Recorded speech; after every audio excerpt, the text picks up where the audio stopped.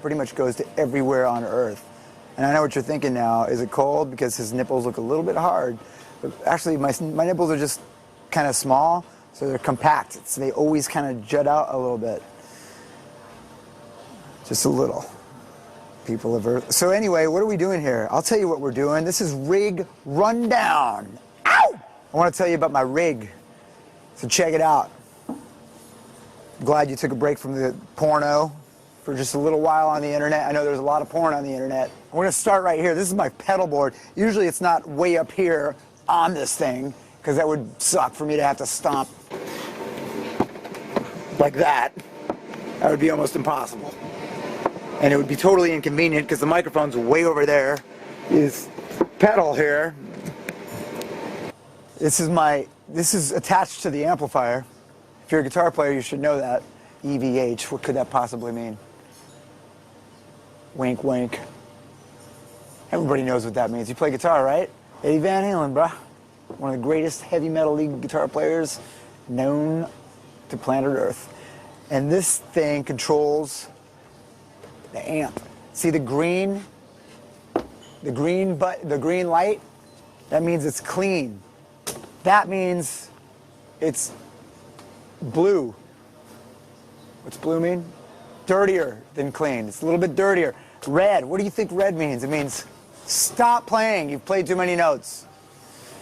No, it doesn't. It means that's about as hot as it gets. It's like, psst. This is my tuner. Now, you're a guitar player. You should know what a tuner does. You should learn how to use it because it sounds better when you're actually in tune most of the time. Zoom in on that shit. My guitar tech, his name is Cadaver. He stole this out of Wes Borland's rack.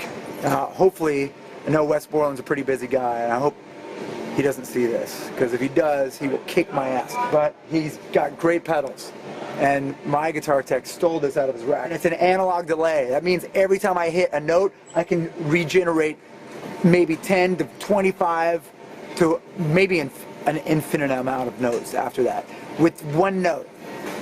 How cool is that? Don't have to even work very hard.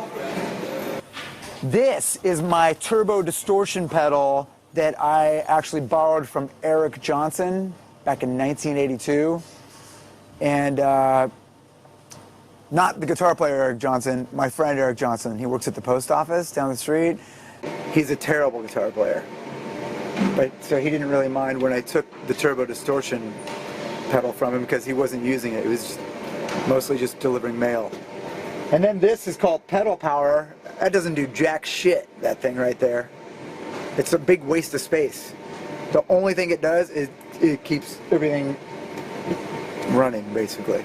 If you look down here, a little bit lower, I got two heads because my fingers are so powerful.